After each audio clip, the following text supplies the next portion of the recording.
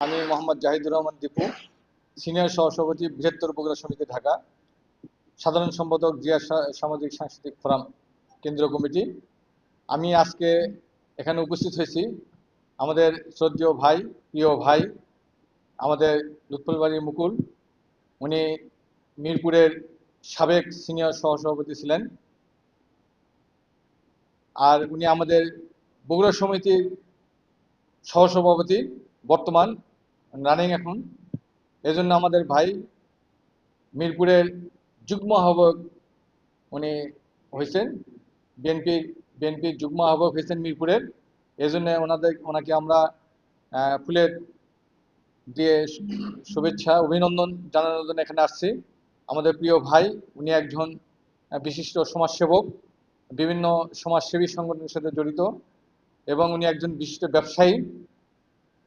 এজন্য